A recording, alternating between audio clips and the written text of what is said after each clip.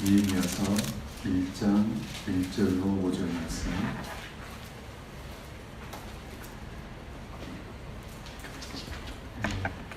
긴 것 같은데 제가 좀 빨리 한번 읽어보겠습니다.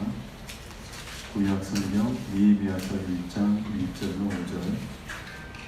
하갈의 아들 느헤미야의 말이라. 아닥사스다 왕 제20년 기슬월에 내가 수상궁에 있더니 나의 한 형제 중 하나니아가 두 사람과 함께 유다에서 일을 얻기로 내가 그 사로잡힘을 면하고 남아있는 유다 사람과 예루살렘 형편을 물은즉 저희가 내게 이르되 사로잡힘을 면하고 남은 자가 그 도에서 큰 혼란을 만나고 능욕을 받으며 예루살렘 성은 회파되고 성문들은 소화되었다 하는지라. 4절 5절 같이 읽겠습니다. 내가 이 말을 듣고 앉아서 울고 수일 동안 슬퍼하며 하늘의 하나님 앞에 금식하며 기도하여 가로되 하늘의 하나님 여호와 크고 의로우신 하나님이여 주를 사랑하고 주의 계명을 지키는 자에게 언약을 지키시며 긍휼을 베푸시는 주여 간구하나이다.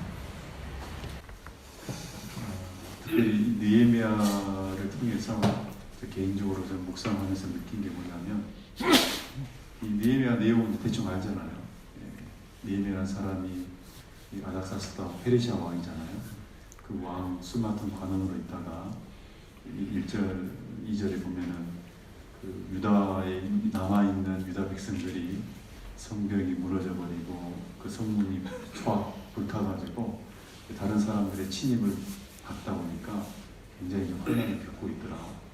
그 소식을 듣고 나중에 이제 왕의 허락을 받고 예루살렘으로 가서 그 52일 만에 이제 성벽을 중건하고 그걸로 끝나는 게 아니라 에스라를 앞세워서 율법사 학사 그 외적인 성벽뿐만 아니라 신앙의 개혁도 하잖아요. 그렇게 함으로써 이제 훌륭한 일을 했던 분입니다. 그런데 그 느헤미야가 도대체 어떤 사람이길래 이런 엄청난 능력을 그를 통해서 그런 역사가 일어났을까? 느헤미야를 1장부터 13장까지 읽어보면은 이 느헤미야를 이렇게 어떤 사람이라고 수시간의 단어들이 계속 나오거든요. 쭉 읽어보면 흥왕케 하는 사람이 2장에 나온다는 말이 있잖아요. 그리고 협력해가지고 어떻게 하면 하나 되게 만드는 사람이고 또 그 일을 해나가면서 많은 어떤 어려움이 있었지 않습니까? 그런 어려움에도 비방에도 굴하지 않고 끝까지 마음을 지켰고 그리고 어떤 고난에도 그 고난을 잘 견뎠고 그리고 결국에는 신앙적인 개혁까지 했던 사람이잖아요. 그런데 이 느헤미야를 쭉 읽어보면 1장부터 시작해서 13장까지 시작과 끝을 장식하는 내용이 있습니다. 방금 읽었던 1장부터 5절에 느헤미야가 어떤 장면이 보인가요? 기도하는 장면. 그리고 느헤미야 13장 끝에도 결국은 기도로 끝나요. 잠깐 살펴보겠습니다. 13장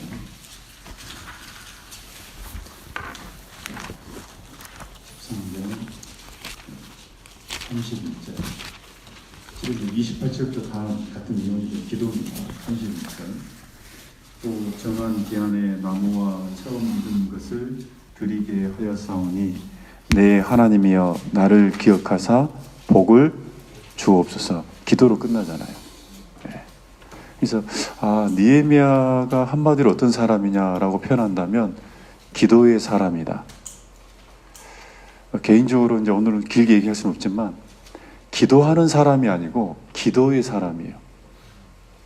기도는 누구나 다 해요.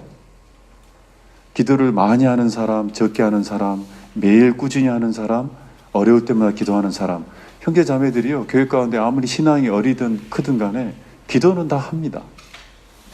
많고 적고의 차이는 있지만 기도는 다 해요. 그런데 기도하는 게 아니라 기도의 사람이에요. 말 그대로 기도 자체가 삶의 그 자체예요.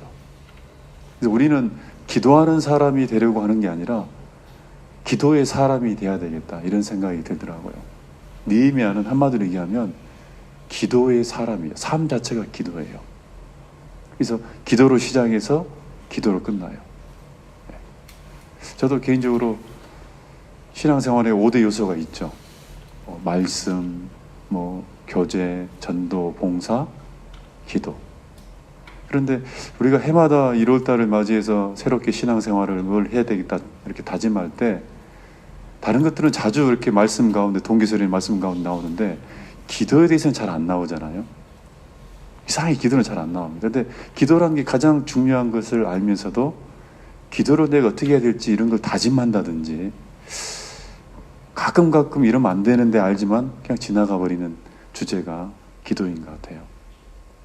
그저께도 초등부 아이들하고 하나님 말씀에 대해서 얘기를 이렇게 나눴는데 공과를 하면서 말씀은 떡이다. 근데 사람은요 물을 먹으면서 2개월까지 안 죽고 살 수 있습니다. 안 먹어도. 그런데 우리는 기도를 배울 때 기도는 뭐라 그럽니까? 호흡. 호흡은 5분만 안 해도 죽잖아요. 기도를 호흡을 해 얘기하는 호흡이라고. 근데 우리는 말씀을 때로는 우리가 그럴 때 있잖아요. 필 받으면 2시간 동안 말씀을 듣기도 하고 읽기도 하는데 여러분 기도 10분 하기 쉬워요, 어려워요? 여러분 10분이 엄청나게 긴 시간입니다. 무릎을 한번 끌어보십시오. 얼마나 이게 힘든 시간인지. 엘리야가 머리를 양쪽 무릎 사이에 끼워 넣고 기도했다고 그랬잖아요. 제가 그 성경을 보면서요 한번 따라해 봤어요. 머리가 양 무릎 사이에 넣어야 돼 있잖아요. 허리가 꼬꾸러지지 않았습니다. 이게 안 되고 지가 내리고 이게 부러지겠더라고. 그 엘리야가 얼마나 대단한 기도를 간절히 있는 걸 보여주는 그 인체의 모습이거든요. 그러니까 엘리야가 같은 성경일지라도 3년 반 동안 엘리야가 기도하면 흉년이었다고 비가 또 내리기도 하잖아요. 엄청난 일을 한 거예요. 기도라는 게 엄청난 겁니다. 그런데 우리가 기도라는 게 그렇게 중요한데 정말 우리가 기도의 사람처럼 살고 있는 건지 이제 그걸 한번 돌아보자는 거죠. 가끔 저도 이제 전도인 수련을 가면은 그 방에 보통 한 7분, 어떤 때는 이제 8분이 이렇게 군대처럼 이렇게 지그재그로 이렇게 자거든요. 제가 목사님들을, 이게 개인적인 생각입니다. 같은 그 방에서 이제 예를 들어서 12시 넘어서 수업이 끝나고 또 어떤 때는 1시 넘어서 수업이 끝나서 숙소에 들어오면 피곤해요, 안 피곤해요? 정말 피곤하거든요. 근데 또 와서 또 같이 이제 목회를 하고 있으니까 같이 얘기도 나누고 뭔 얘기 합니다. 그런데 제 마음에 어떤 분이 목사님들이 제 마음에 존경스럽냐면 뭔 지식이 많고 말씀을 어쩌고 저쩌고 이런 분이 아니에요. 제 마음에 존경이 가는 분이 어떤 분이냐면 그 피곤한 이후에 2시, 3시 돼서 잠을 자는데 그 구석에서 자기 전에 기도하는 분이에요. 그것도 그냥 피곤하니까 오늘 하나님 어쩌고 저쩌고 해서 그냥 어떻게 해서 그냥 한 2분 내에 그냥 2분도 길죠. 그래서 그냥 하고 그냥 근데 어떤 분이요 쭉 앉아서 기도하고 있어요. 그걸 이제 저는 이렇게 저기서 모서리에서 보고 있죠. 시간이 너무 길어요. 졸고 있나? 그런 게 있잖아요. 저도 그런 적 있으니까. 그런데 조는 게 아니었어요. 기도를 딱 하고 딱 누워요. 개인적으로 그걸 볼 때 저분이 마을 수도 별로 없고 뭔가 어떤 세상 말로 하면 센스나 이런 게 없어도 제 마음속에 그 어떤 심령에서 느끼는 존경스러움. 저분이 강한 사람이다. 하나님을 붙들고 있으니 얼마나 강하겠어요. 실은 임원들도 마찬가지입니다. 임원들이 봉사하는 모습 이런 것들은요 같이 어울려서 하다 보니까 이게 다 잘할 수 있어요. 잘한 것처럼 보일 수 있어요. 그러나 개인 기도는 정직하지 않으면 안 되는 겁니다. 진짜 본심이 아니면 개인적으로 아무도 없는 방에서 본인이 하나님 앞에 간절히 기도한다. 이거는 진짜 경건을 진짜 정직하게 보여주는 장면이에요. 저희 자매가 저를 가장 잘 알겠죠. 저희 신앙 상태를. 저희 자매가 저의 어떤 모습을 가장 사랑스러운지 아세요? 쓰레기 봉지를 들고 쓰레기 수거장에 가서 쓰레기를 버리는 뒷모습이 가장 사랑스럽대요. 앞모습도 아니고 뒷모습이. 얼굴은 돌리지 말아요. 그 이제 저희 자매 얘기고. 그러나 영적으로 가장 신뢰가 되고 존경스러울 때 온 적이 있어요. 저 원수 같은 남편도 자기 전에 아이들 앞에서 기도를 하고 아이들을 위해서 기도하는, 그리고 자기 방에 골방에서 잠깐, 저 같은 경우는 이제 방석이 있거든요. 방석을 놓고 무릎이 너무 아프니까요.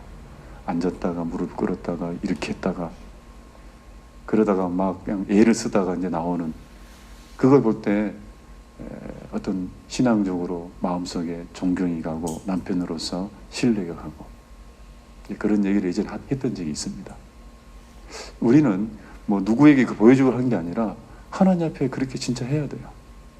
그런 삶을 임원들이 가져야 됩니다. 그런데 임원들은요, 왜 임원이냐? 자기만 위해서, 자기 가족만 위해서 기도하는 사람이라면 그건 임원이 아니에요. 신앙이 아닌 임원들도, 임원이 아닌 분들은요, 다 자기를 위해서는 다 기도합니다. 자기 뭐 건강을 위해서, 뭐 또 무슨 애기들을 위해서, 무슨 뭐 일을 위해서, 직장을 위해서. 근데 임원들은 형제자매들을, 교회 다른 형제자매들을 섬기라고 세웠잖아요. 그러면 임원들은 기도의 제목이 하나 더 있는 거예요. 당연히 나를 위해서 기도도 해야 되겠지만 내게 책임을 준 형제자매들을 위해서, 교회를 위해서, 구역이면 구역, 회면 회, 부서면 부서 위해서 더 기도를 해야 됩니다. 그래서 우리가 기도 생활이 안 되면요, 자기 일을 위해서 어떤 그런 이기적인 기도만 하다가 끝날 수도 있어요. 심지어 그것도 못하는 경우도 많죠. 네. 그래서 이 기도라는 게 느헤미야가 하나님 앞에 그렇게 크게 쓰임을 받는, 주님의 성벽을 중건하고 신앙을 세워주는, 어쩌면 임원이 해야 될 가장 중요한 두 가지 일을 한 겁니다. 가장 두 가지 일을 했잖아요. 그 왜 했냐? 느헤미야는 그 비결이 기도다, 그 얘기예요. 기도. 그런데 기도의 사람이 돼야 된다는 것은 우리가 양심적으로 아는데 어떻게 해야지 그런 느헤미야처럼 그런 기도의 사람이 될 수 있을까? 이제 그 비결을 좀 배워보려고 하는 거예요. 그냥 우리 마음이 있지만 내 마음대로 안 되거든요. 그런데 이 기도의 사람이 되기 위해서는 이 전제 조건이 있어요. 쉽게 가면 고린도전서 16장 14절에 보면 사도 바울이 너희 모든 일을 어떻게 행하라 그랬어요? 사랑으로 행하라. 그 한 구절이 나오잖아요. 너희 모든 일을 사랑으로 행하라. 우리가 하는 모든 일, 특별한 일이 아니고 모든 일은 사랑으로, 사랑이 전제가 되는 겁니다.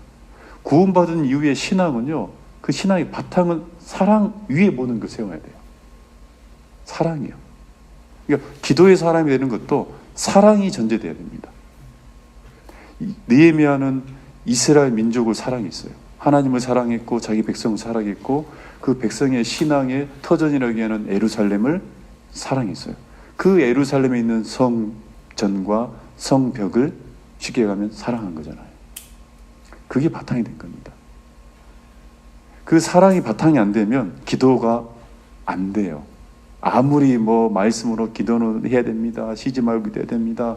아무리 해도 내 마음속에 그 사랑이 바탕이 안 돼 있으면 기도는 해야 되겠다는 건 알지만 안 돼요. 그런데 자기를 위해서 기도하고 자기 가족을 위해서 기도하는 건 쉽게 되죠. 그럼 왜 그래요? 사랑하니까. 왜 나는 다른 형제들 자매를 위해서, 교회를 위해서 내가 더 많이 실은 기도해야 되거든요. 그렇잖아요. 숫자적으로 더 많으니까. 왜 안 되냐? 그래서 거기에 대한 사랑을 내가 좀 놓치고 있는 거예요. 그러면 그 사랑 전제 위에 기도의 사람이 되려면 첫 번째, 기도는요, 알지 못하면 기도가 안 돼요. 모르는 것을 기도할 수 있어요, 없어요? 제가 후폭교회를 위해서 기도해 본 적이 없어요, 지금까지. 여기 와서 좀 기도한 거예요.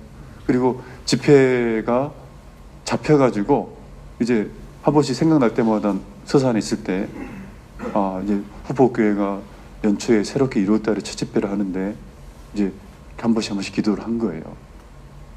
그렇잖아요. 그리고 이거 와가지고 보면서 이제 어떻게 또 되고 있고 어떤 분이 오고 있고 조금씩 들으면서 제 마음속에 어쨌든 이 한 주간은 계속 기도를 하고 있습니다. 알아야지 기도가 되는 거예요. 그래서 기도의 사람의 조건이 되려면 첫 번째, 사정 알기. 자, 1번 뭐라고요? 사정을 알아야 돼요. 그런데 어떤 다른 사람의 사정을 알려면 관심이 있어야 돼요. 관심은 어디서 오는 거예요? 그 사랑이에요. 우리가 어떤 저 사람에 대해 관심이 있다는 것은 저 사람에 대한 사랑이 있는 거예요. 여러분, 사랑의 반대말이 미움이에요, 무관심이에요? 미움은 사랑의 반대말이 아니에요. 관심이 있으니까 미워요. 왜 남편을 미워합니까? 남편을 미워하는 사람은 절대 이혼 안 합니다. 원래 그래요. 싸우고 있는 사람은 실은 이혼 안 해요. 어느 순간 이혼할 때가 되면 서로 아무 관심 없어져요. 그때 위험한 거예요, 실은요. 그래서 사정을 알아야지. 그거는 관심을 통해서만 사정이라는 건 알 수 있어요. 그러니까 관심을 두지 않으면 사정이 안 보여요. 사정이 안 보이면 모르는 것을, 보지 못하는 것을 기도할 수 없어요. 그래서 느헤미야가 첫 번째 뭘 잘했냐면요, 그 2절에 읽겠습니다. 나의 한 형제 중 하나냐가 두어 사람과 함께 유다에서 이를 얻기로 내가 그 사로잡힘을 면하고 남아있는 유다 사람과 예루살렘, 무엇을 물었다? 자, 물어본다는 건 관심이에요. 그냥 나는 묻지도 않았는데 얘기하는 것을 듣는 것이 아니라 관심이 있으니까 오니까 먼저 물어봐요. 임원은 뭐 하는 거냐면 형제 자매들의 사정을 알기 위해서, 왜 그냥 기도하기 위해서 관심을 갖고 뭐 하는 거냐, 물어보는 사람이 임원입니다. 형제 자매의 상태를 물어보고 그 사정을 알아보려고 내가 주시를 하고 관심을 갖는 거예요. 사정을 아는 것이 기도의 시작이에요. 사정을 알아야지 교제가 돼요. 사정을 알아야지 교제가 되고, 그 사정에 맞게, 사정을 알면 거기에 맞는 기도의 마음이 생겨요. 기도 마음이 전혀 몰랐다가 저 사람의 사정을 알게 되고 정말 어려운 상황이 알게 되면요, 사람은 속에, 우리 속에 뭐가 있냐면 성령이 있기 때문에 거기에 우리가 마음이 반응하게 돼 있어요. 그게 그리스도인의 정상적인 마음이에요. 그럼 기도하게 돼요. 이 성경을 잡아놓고 빌립보서입니다. 빌립보서 2장, 빌립보서 2장 19절 20절. 빌립보서 2장 19절 20절. 내가 디모데를 속히 너희에게 보내기를 주 안에서 바람은 너희 사정을 알므로 안위를 받으려 함이니, 이는 뜻을 같이하여 너희 사정을 진실히 생각할 자가 이밖에 내게 없습니다. 사도 바울이 에베소에도 그러고 골로새도 보면은 항상 나오는 단어가, 나중에 찾아보십시오. 사정 알기를 원했다. 너희 사정을 내가 알기를 원하고 나의 사정을 너희가 알기를 원했다. 왜? 사정을 서로 알아야지 서로 위로가 되고 마음을 주고받을 수 있으니까. 그리고 그 사정을 알므로써 진실이 생각할 자가 된다는 거예요. 여기서 말한 진실이 생각할 자가 어떤 사람이겠어요? 기도해 주는 사람이에요. 누군가가요, 간증을 통해서 내 사정을, 어려움을 했는데, 그리고 사람들은 이제 그걸 듣고 교제가 끝났어요. 그리고 그 기도를 부탁했는데도 불구하고 오랜 시간이 지났어요. 그러다가 어느 날 갑자기 어떤 형제님이 찾아와서, 목사님 그때 그 일 어떻게 됐어요? 잘 됐습니까? 꽤 오래전 얘기예요. 그걸 물어본다는 건 이 사람은 지금까지 그걸 위해서 뭐 했다는 얘기예요. 그걸 들을 때요, 너무 고마운 거예요. 그리고 저 사람이 진짜 진실한 사람이구나. 어떤 사람은요, 듣기는 들었는데 그게 어떻게 됐는지 아무 관심이 없어요. 기도했다고 어떻게 우리가 믿을 수 있겠어요? 정말 진실이 생각할 수 있는 사람은 사정을 알아야지 기도로서 함께하는 사람이잖아요. 사정을 알아야 돼요. 잠언 29장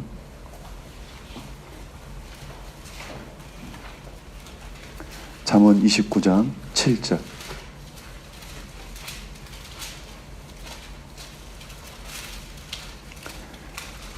잠언 29장 7절 같이 읽겠습니다. 의인은 가난한 자의 사정을 알아주나 악인은 알아줄 지식이 없느니라. 의인이라면은 가난한 자의 사정을 알아주는 사람이다. 다른 사람의 사정을 알아주는 사람이 의인이다. 반대로 그럼 악인은요? 알아줄 지식이 없는 사람. 그러면 우리가 만약에 임원으로서 기도를 한다면 다른 형제자매들의 사정을 모르고 하고 있는 기도는 의인의 기도다, 악인의 기도다. 지금 악인의 기도라고 얘기할 수 있는 거잖아요. 우리가 임원으로서 하나님 앞에 의인, 굿맨, 의인은요, 다른 형제자매들의 사정을 알고 기도하는 거예요. 그러려면요, 내가 관심을 갖고 그 사람이 먼저 사정을 얘기하지 않으면 우리가 먼저 어떻게 해야 돼요? 니에미아처럼 물어봐야 돼요. 형제님 요즘 어때요? 뭐 어려운 거 없는가요? 자매님 어떻습니까?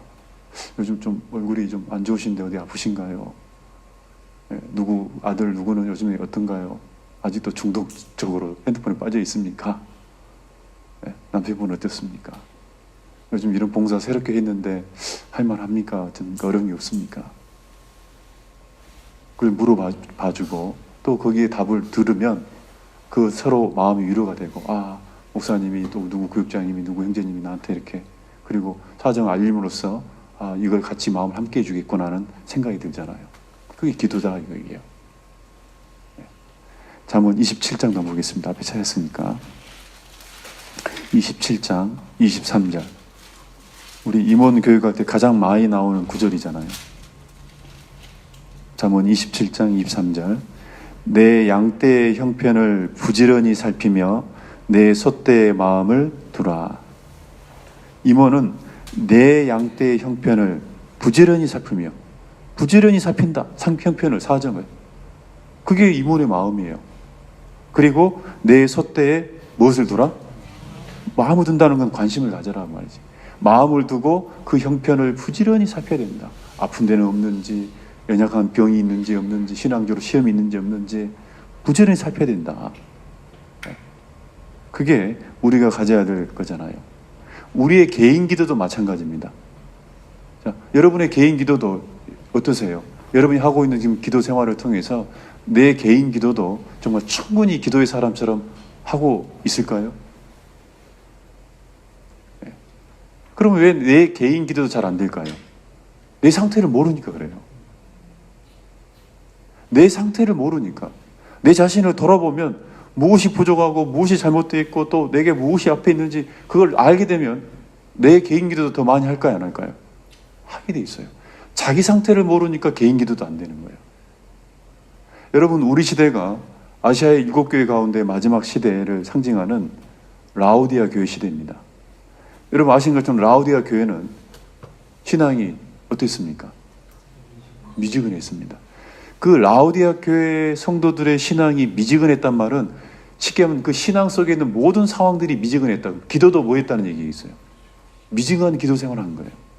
왜 그들이 그럼 미지근한 신앙을 살았을까요? 라오디아 교회의 문제가 뭐냐면요. 몰라. 상태를 몰랐다. 그게 마르교의 원인이에요. 계시록 3장에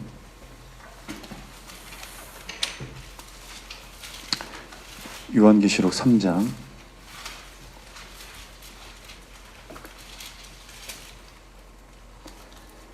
16절 17절. 요한계시록 3장 16, 17절. 네가 이같이 미지근하여 더웁지도 아니하고 차지도 아니하니 내 입에서 너를 토하여 내치리라. 네가 말하기를 나는 부자라. 자, 자기가 생각할 때 나는 부자라. 부유하여 부족한 것이 없다 하나 내 곤고한 것과 가련한 것과 가난한 것과 눈먼 것과 벌거벗은 것을 뭐 했다? 이게 원인이에요. 자기가 생각할 때 자기 상태를 모르고 있어요. 나는 부자다. 부유하여 부족함이 없다. 그러나 하나님 볼 때는 네가 곤고하고 약하고 가련하고 가난하고 눈멀고 벌거벗었다. 네 형편을, 네 상태를 모르기 때문에 결국 미지근해진 거예요. 우리의 개인 기도도 마찬가지고요. 또 우리가 다른 교회와 다른 형제자매를 위한 기도도 결국은 형편을 모르면, 사정을 모르면 안 되는 거예요. 그래서 사정과 형편을 알기 위해서 마음을 두고 물어보는 것, 이게 첫 번째 기도의 사람이 되는 첫 번째 단계예요. 그래서 지금부터라도 어떻게 해야 돼요? 이제 우리가 주님의 마음을 가지고 이제부터 내게 주어져 있는 양떼, 내 구역이면 내 구역 식구들, 회별이면 회별, 부서면 부서, 그 안에 있는 양떼를 부지런히 살피고 촛대에다 내 마음을 두고 물어보기도 하고 듣기도 하고 해야 돼요. 그러면요, 내 마음속에 이제 기도할 수 있는 내 마음의 반응이 생겨요. 마음의 반응이 생긴다고요. 그런데 그 사정을 안다 해서 무조건 기도가 되는 건 또 아니에요. 우리가 생각해 보세요. 교제 모임 때마다 얼마나 많은 간증을 듣고 실은 기도해야 할 제목을 많이 받잖아요. 그거 다 기도합니까? 이상하잖아요. 사정을 분명히 알았는데 다 기도로 되지는 않아요. 그것이 기도로 이어지려면 단순히 쉽게 가면 단순 지식, 저 형제는 뭐 이것 때문에 어려운갑다, 그런 단순 지식이 해당되는 사정은 기도가 안 됩니다. 그 간증이, 그 사정이 내 마음에 공감이 돼야 돼요. 그것이 내 마음에 공감이 돼야 돼요. 그 사정이 내 마음에 기록이 돼야 돼요. 공감이 돼야 돼요. 그래야지 기도는 마음으로 되는 거잖아요. 교제할 때는 사정만 알고 있는 거예요. 그렇다고 어렵네. 그런데 집에 돌아가서는요, 기도 안 하고 잡니다. 왜 그럽니까? 그것이 마음으로 공감이 안 된 거예요.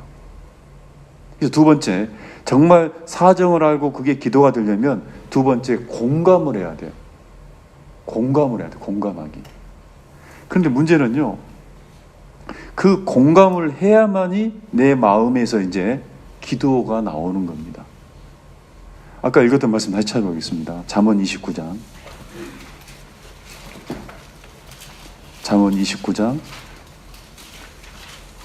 7절.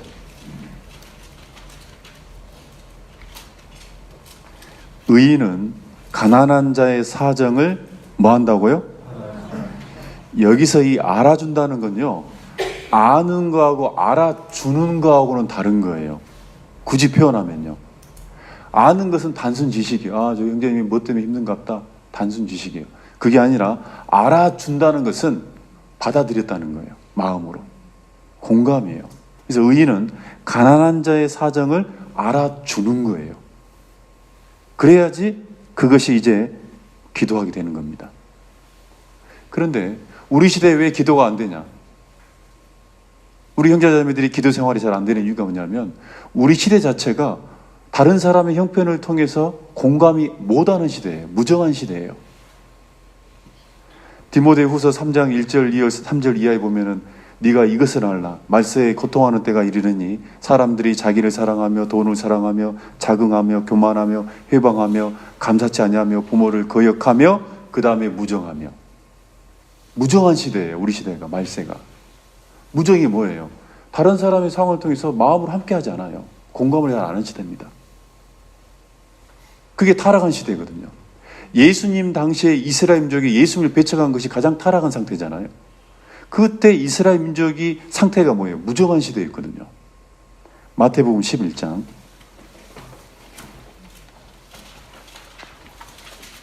마태복음 11장 16절 17절. 마태복음 11장 16절 17절.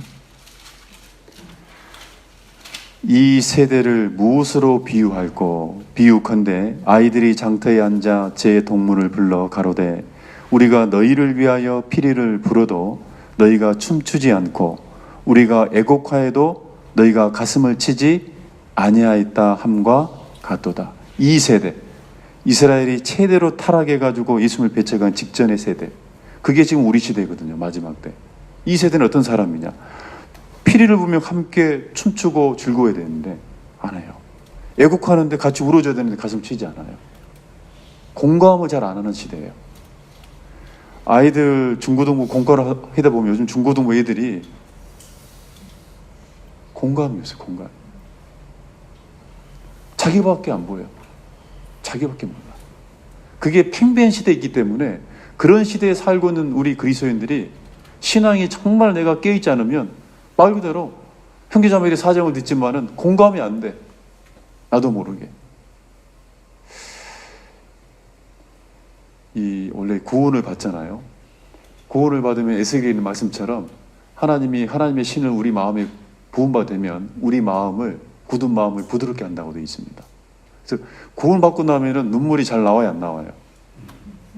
그렇게 이렇게 그냥 그냥 산의 대장 묻어요. 이상하게 그리스도인들은 이게 감정이라 마음이 부드러운 사람이 된 거거든요. 저도 원래 우는 걸 별로 안 합니다, 원래. 그런데 이 구원받고 나서는요, 책을 읽다가도 혼자 울기다.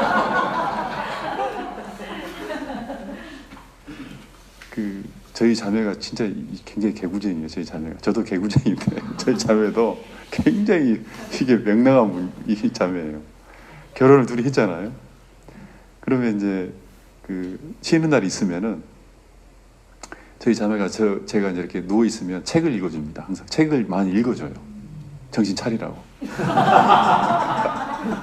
근데 이제 무슨 책을 읽어주냐면 이제 뭐 성경책을 읽어주는 건 아닌데 연탄길이라는 옛날 시리즈 책이 있어요.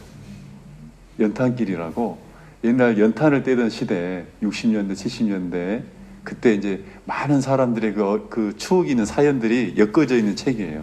지금도 있을려나 모르겠습니다. 그게 제가 4편까지 있었는데 그 내용을 이제 이렇게 옆에서 읽어줍니다. 그러면 정말 그 마음이 우리 어릴 때 가난하게 컸기 때문에 들으면서 마음이 막 짠해 안 짠해요. 근데 저희 자매가 읽고 있으니까 그냥 등을 돌리면서 나도 눈물이 나와.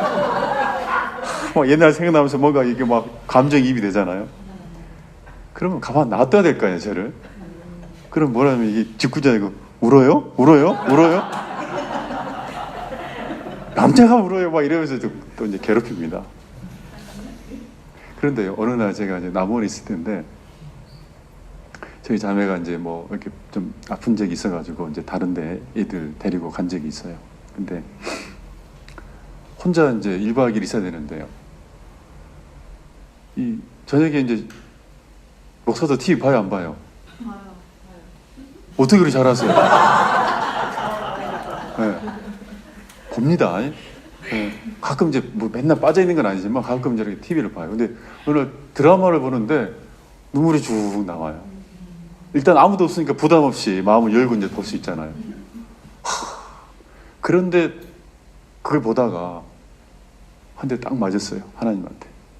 징계를 받은 게 아니라 드라마 끝난 다음에 이제 눈물을 닦는데요. 야, 너 김동영 너 형제 자매들 그런 간증을 들으면서 너 눈물 너 흘린 적 있냐? 여러분 한번 생각해 봅시다. 드라마를 보면서 그 주인공을 보면서요 너무 안타까워 짠해가지고 눈물을 흘렸어요. 그런데 그 주인공을 위해서 기도해야 하나요, 우리? 지금 그 얘기를 하고 싶은 거예요. 어느 순간 그걸 통해서 뭘 느꼈냐면 내가 교제를 드라마 보는 것처럼 하고 있는가 보다. 형제자매들과 교제하는 것이 어려운 간증하면 그 당시로 순간적으로 감정적으로 같이 눈물 흘리기도 하고 이렇게 고개를 숙이기도 하고 그러잖아요.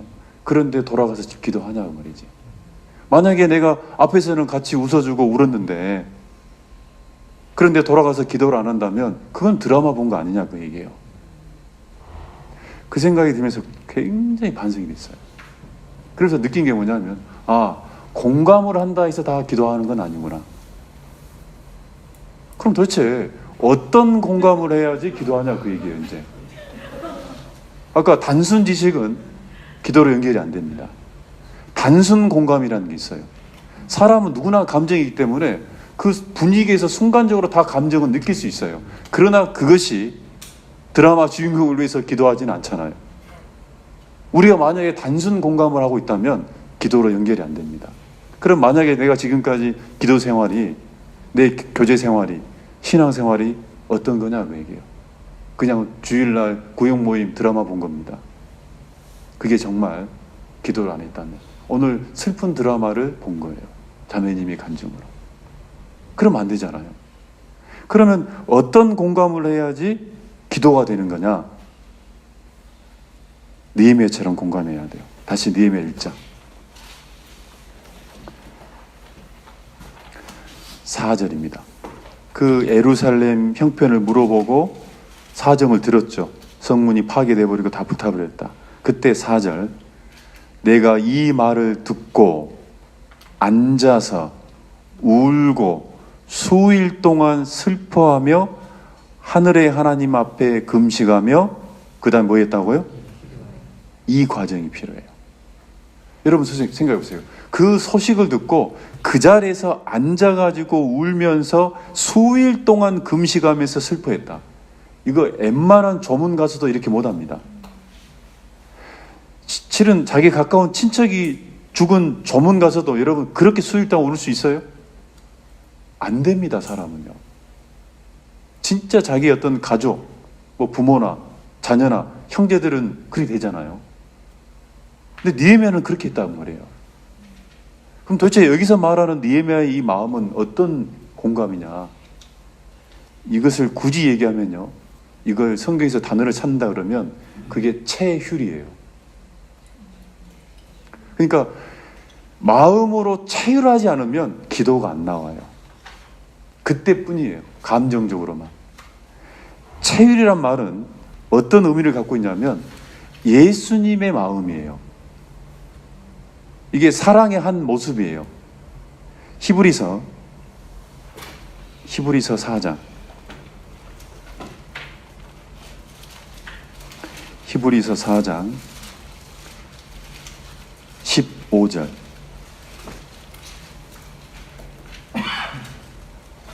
히브리서 4장 15절 우리에게 있는 대제사장은 이 대제사장 앞에 예수님을 얘기하는 겁니다. 우리 연약함을 체휼하지 아니하는 자가 아니요 모든 일에 우리와 한결같이 시험을 받은 자로되 죄는 없으시니라. 그 대제사장 되신 예수님을 얘기하면서 그 예수님은 우리의 연약함을 체휼하지 아니하는 자가 아니다. 그 말은 체휼하시는 분이다 그 얘기예요. 근데 대제사장이 하는 일이 뭡니까? 백성들이 연약한 부분, 죄에 빠진 것들, 시험에 걸린 것들, 그것을 가지고 와가지고 죄를 용서받을 수 있는 것을 부탁하면 제사장은 그걸 어떻게 하는 거예요? 대신 하는 거잖아요. 그러니까 그 사람이 상대편이 가지고 있는 어려움들을, 그 문제를 자기 문제로 여기는 마음이에요. 그게 체휼이에요. 그 자기 문제로 여기는 마음이 없으면 감정은 공감할 수 있어도 기도는 나온다 안 나온다? 안 나와요. 여러분 예수님이 십자가에 죽기 전에 가장 슬픈 장면이 뭔지 아세요? 가장 슬픈 장면이 뭐냐면요, 가룟 유다가 자기를 배반한 게 아니에요. 그건 가룟 유다의 인생이에요. 가장 슬픈 장면은 마지막 죽기 전에 겟세마네 동산에서 기도할 때 마지막으로 이 12제자 중에 3명을 따로 데리고 가잖아요. 베드로, 야고보, 요한. 그리고 이 베드로, 야고보, 요한에게 자기가 이제 십자가 앞에서 그 고민되는 그것을 얘기합니다. 그 장면이 나오죠. 좀 찾아보겠습니다. 안 나온 것처럼 눈을 뜨고 있어서 마태복음 26장 한번 보겠습니다. 일단 한번 찾아보고 마태복음 26장 36절부터 제가 읽어보겠습니다. 37절부터 읽어보겠습니다. 베드로와 세베대의 두 아들, 이게 바로 야고보, 요한입니다. 베드로와 야고보, 요한 두 아들을 데리고 가실새 고민하고 슬퍼하사 자기의 고민과 슬픔을 보여줬어요. 이에 말씀하시되 내 마음이 심히 고민하여 죽게 되었으니, 내 마음이 너무 고민이 돼가지고 죽을 지경이다. 지금 그걸 간증한 거예요. 지금 죽게 되었으니 너희는 여기 머물러 나와 함께 깨어 있으라. 여기서 깨어 있으란 말은 뭐 하란 얘기예요? 다른 마가복음에는 깨어서 기도해 주라. 내가 이렇게 힘드니까 너희도 같이 나를 위해서 좀 기도해 주라라고 부탁을 합니다. 그런데 여러분, 결론적으로 그들이 기도했어, 안 했어요? 기도 안 했습니다. 자, 예수님의 사정을 알았어요. 단순 지식이에요. 그리고 또 하나 모르겠습니다. 이것을 듣고 그들이 예수님이 심히 고민해서 슬퍼했다. 그들도 슬퍼했을까, 안 했을까요? 했습니다. 그들이요, 슬퍼했어요. 같이 공감한 거예요. 굳이 제가 말로 표현한다면 공감했는데 결국 기도 안 했어요. 이 공감은 뭐예요? 체휼이에요? 단순 공감이에요? 단순 공감이에요. 울었다고 돼 있습니다. 같이 슬퍼했다고. 같이 보겠습니다. 누가복음 22장. 누가복음 22장 45절 46절. 기도 후에 일어나 제자들에게 가서 무엇을 인하여? 제자들도 슬픔을 인하여 잠든 것을 보시고, 슬퍼서 함께 슬퍼했다가 잠들었어요. 그런데 기도했어요, 안 했어요? 기도는 안 했어요. 단순 공감을 얘기할 수 있습니다. 우리가 기도까지 가려면 저 사람의 사정을 내가 알고 그리고 마음으로 공감해야 되는데, 그 사람의 문제를, 사정을 내 문제로 여기는 마음, 그게 체휼이에요.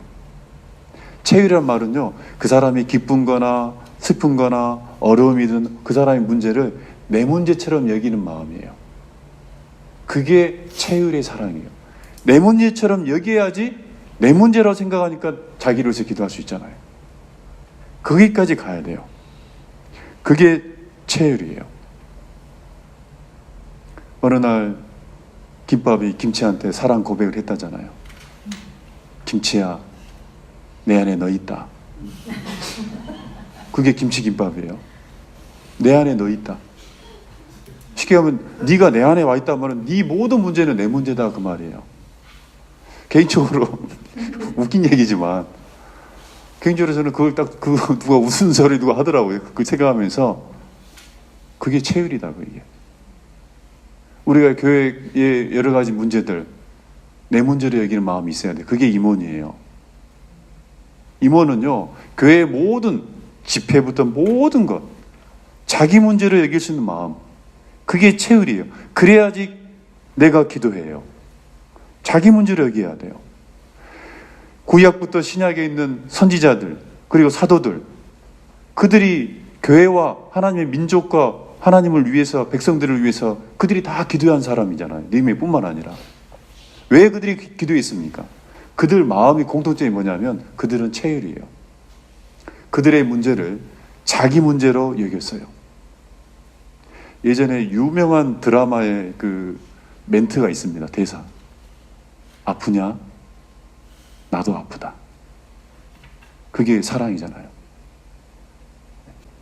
그 주인이 종된 그 종, 여자인데 여자 종을 사랑한 거예요. 너무너무 힘들어하니까 아프냐 물어본 거예요. 나도 아프다. 그 장면이요, 그 말을 듣고 이 하인되는 여정이 눈물을 흘려요. 왜? 그 말은 너는, 내가 너를 사랑한다, 그 뜻이잖아요. 그게 체휼이잖아요. 내 문제로 얘기하죠. 네. 예레미야서 보겠습니다. 예레미야서 8장. 예레미야 선지자를 무슨 선지자라 그럽니까? 그래서 에가라가 있잖아요. 에가. 예레미야는요, 단순히 어떤 감정만 표현했던 눈물만 흘리는 선지가 아니라 그는 그 눈물로 끝난 게 아니고 기도의 사람입니다. 그래서 에가는 전부 다 뭐예요? 기도예요. 8장 21절. 그들이 자기를 배척하는 이스라엘 민족을요, 그래도 이렇게 생각했잖아요. 8장 21절. 내 딸 내 백성이 상하였으므로 나도 뭐했다? 상하여 슬퍼하며 놀라움에 잡혔도다. 그게 예레미야의 마음이고 하나님의 마음이잖아요. 네. 내 백성이 상하면 나도 내 마음에 상했다. 그게 최열입니다. 네. 신약의 가장 교회 가운데 많은 역할을 했던 사람이 사도 바울이잖아요. 사도 바울이 왜 그 많은 교회를 위해서 그렇게 위대한 사람으로서 하나님이 쓰임 받았냐? 그는 교회와 성도들을 자기 문제로 얘기했습니다. 쉽게 하면 너희들 내 안에 너희 있다. 그 마음을 갖고 있는 사람이에요. 굳이 표현하자면요. 빌립보서 1장입니다. 빌립보서 1장.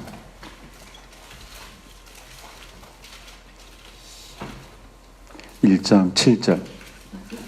빌립보서 1장 7절. 내가 너희 무리를 위하여 이와 같이 생각하는 것이 마땅하니, 마땅하다는 거예요. 이런 마음은. 이는 너희가 어떻게 됐다고요? 이 성경에도 그 말씀 있잖아요. 사도 바울에. 너희가 내 마음에 있다. 너희가 내 마음에 있으며 나의 매움과 복음을 변명함과 확정함에 너희가 다 나와 함께 은혜에 참여한 자가 됩니다. 너희가 내 마음에 있다. 그게 사도 바울의 마음이에요. 이런 마음이 있었기 때문에 그가 눈물로써 밤낮 부르짖었고 3년 반 동안 끝까지 그들을 위해서 기도하는, 사도 바울도 기도의 사람이잖아요. 얼마나 대단합니까? 고린도 후서도 한번 보겠습니다. 찾은 김에 고린도 후서 7장.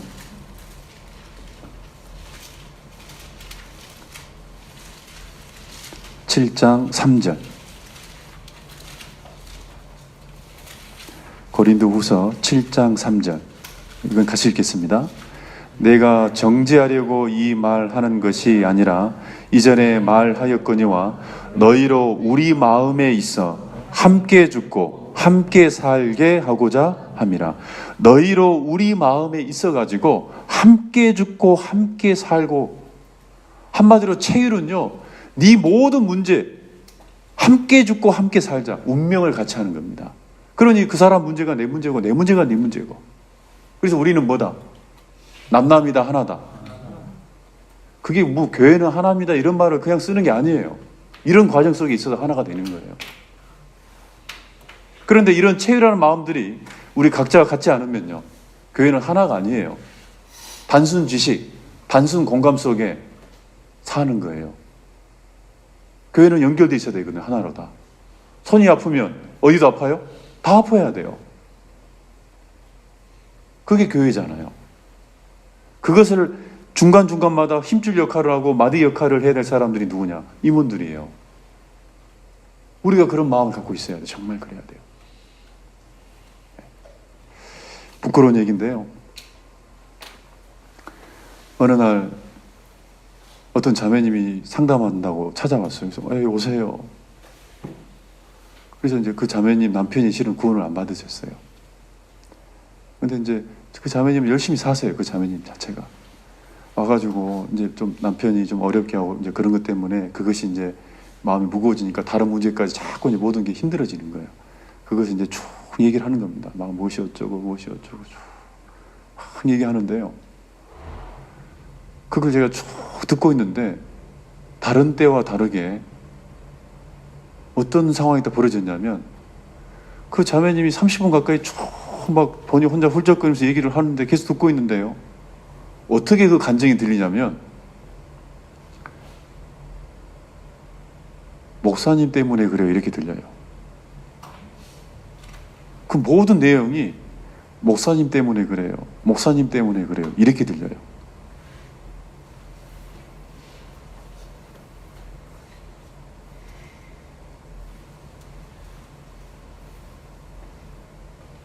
그래서 그날 이제 어쨌든 뭐 말씀으로 위로도 해주고 같이 또 이렇게 힘내보자고 하고 보내고 나서요, 그냥 그 자리에서 기도가 되더라고요. 내 문제구나. 내 문제구나 이게. 여러분요, 전도인들이 빨리 늙습니다. 전도인들이 부족하지만 이 담임이라는 게 어떤 마음이냐면, 교회에 있는 여러 다 문제는요 자기 문제처럼 느껴져요. 그 작가 같이 나 때문에 저렇게 자매가 힘든갑다. 내가 부족하기 때문에 전도가 잘 안 된갑다. 내가 뭔가 잘못했기 때문에 이런 문제가 있는갑다. 여러분 실은 그런 마음으로 사는 사람들입니다. 그러니까 전도들 보면 대부분이요. 뭐 저는 안 그럽니다만은 머리가 빨리 빠져요. 머리가 흰머리가 갑자기 나요. 막. 아니 엊그제까지 그렇게 같이 쌩쌩했는데요. 바싹 늙었어요. 어떤 목사님이. 보면 스트레스를 받고 있는 거예요. 여러분 전도인이 뭔 스트레스 받겠어요? 딱 하나예요.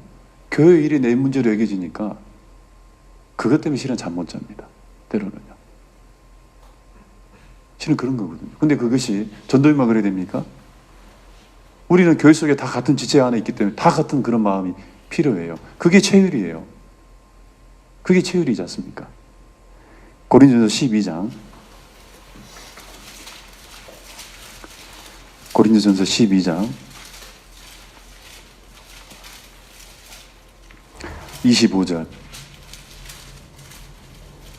고린도전서 12장 25절부터 27절 몸 가운데, 몸이 교회잖아요. 몸 가운데 분쟁이 없고 오직 여러 지체가 서로 같이하여 돌아보게 하셨으니 서로 같이하여 뜻을 같이하여 진실이 생각자 되었다. 다 연결되어 있는 말입니다. 돌아보게 하셨으니 돌아본다는 건요. 그 체율이에요. 만일 한 지체가 고통을 받으면 모든 지체도 함께 뭐하고? 고통을 받고 한 지체가 영광을 얻으면 모든 지체도 함께 즐거워하나니 너희는 그리스도의 몸이요 지체의 각 부분이라. 그게 우리잖아요. 이런 관계 속에 있는 거예요. 그래서 기도는 사정을 아는 거로 관심을 가짐으로 시작하고 그리고 그 사정을 통해서 공감해야 돼요. 그 공감은 단순 감정이 아니에요. 사람은 누구나 희노애락이 있습니다. 그게 아니라 자기 문제로 여기는 체율을 그리고 그랬을 때 이제 뭐가 나온다? 기도가 나와요. 여기서 기도는 어떤 기도냐? 책임감을 갖는 기도예요. 결국은 이 사랑의 마지막 사랑이 뭐냐면 책임감이에요. 자, 저 사람의 문제를 내 마음으로, 내 문제를 여기는 마음, 그거는 체율이라는 사랑이에요. 그런데 그 문제를 이제 내가 기도하면서 내 문제처럼 책임감을 끝까지 지는 거예요. 그게 마지막으로 이제 이루어지는 기도입니다. 여러분, 우리가 사랑이라는 것을 하나님이 보여주는 가장 큰 사랑이 뭔지 아세요? 책임을 지는 사랑이에요. 예수님은 그래서 대속의 사랑을 베푼 거예요. 대속이 뭐예요? 대신 내가 대신 이거 감당하겠습니다. 내가 책임지겠습니다. 대속의 사랑이잖아요. 그리고 예수님이 우리를 구원한 이후에 예수님도 하나님 우편에 앉아서 뭐 한다고 그랬어요? 우리에게 무슨 자가 있다? 대언자. 이 대언도 뭐예요? 책임이에요. 책임이에요. 이 세상의 자연스러운 사랑은 부모가 자식을 사랑하는 천륜입니다. 그 나머지는요, 이거는 자연스럽게 생기는 게 아니에요. 그래서 마지막 기도는 대속이에요. 대속, 대연이에요. 그 책임감을 가지고 끝까지 내 일처럼 기도해 주는 거예요. 그게 개인적으로 기도의 사람이라고 얘기할 수 있는 느헤미야 뿐만 아니라 모든 사도들, 그리스도인들, 교회 가운데 진실이 생각해야 될 임원들이 가져야 될 내용입니다. 그 기도가 모든 역사의 모든 일의 시작이잖아요. 그 시작을 못하면서 다른 걸 한다는 것 안 되는 거예요. 마무리가 안 됩니다. 그러면 마무리가 안 돼요. 마지막 한 구절 보고 마치겠습니다. 야고보서 5장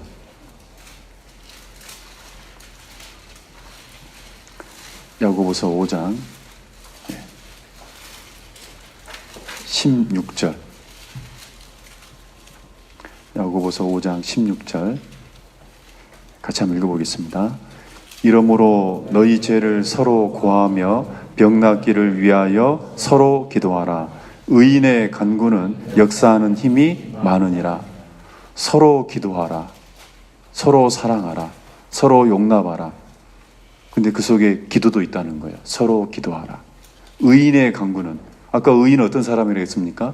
가난한 자의 사정을 알아주는 사람.